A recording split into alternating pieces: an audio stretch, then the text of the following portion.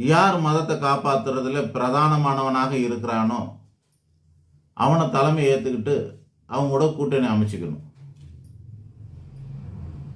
இதுதான் சிறந்த வழி.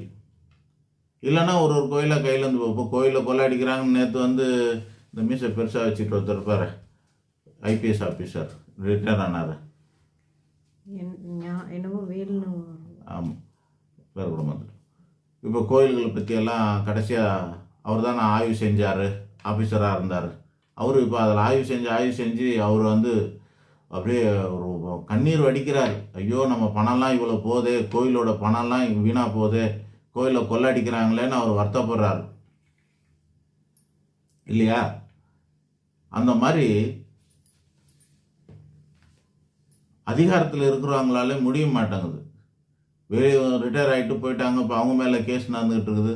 கோயிலை கஷ்டப்படுறதுக்கு அங்கே ஒருத்தனும் இங்கே ஒருத்தனமா சில பேர் தான் கஷ்டப்படுறாங்க. 1-2 கட்சி தான் இந்து முன்னணி கஷ்டப்படுது. அதுக்கப்புறமா ஒருத்தர் கோயிலை பற்றியெல்லாம் இருக்குது, அதை பற்றியான ஒரு கேஸாக போட்டு ஒருத்தர் கஷ்டப்படுறாரு, ஒரு ஐயர் ஒருத்தர் கஷ்டப்படுறாரு, இந்த ஐபிஎஸ் ரிட்டையர்டு ஐபிஎஸ் இவர் கஷ்டப்படுறாரு. இப்படி தான் சில பேர் தான் இருக்கிறாங்க. கை விட்டு என்ற அளவுக்கு 5-10 பேர் கூட இல்லைங்க.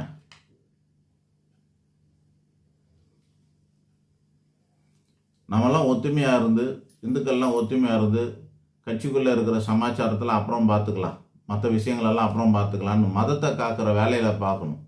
அப்படி பார்க்குற பட்சத்தில் உங்களோட மதங்கள் உங்களுக்கு காக்கப்படும். உங்களோட கோயில்கள், நம்மளோட கோயில்கள்லாம் காக்கப்படும்.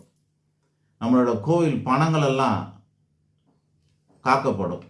கோயிலோட சொத்துக்கள் எல்லாம் காக்கப்படும். இதெல்லாம் காத்து இருந்தாக்கா நமக்கு எல்லாம் நல்லபடியாக நடக்கும். நம்ம வாழ்க்கை இலகுவாக இருக்கும். இல்லாத பட்சத்தில் ஒரு குரூப்பாக வெளியே போகணும்.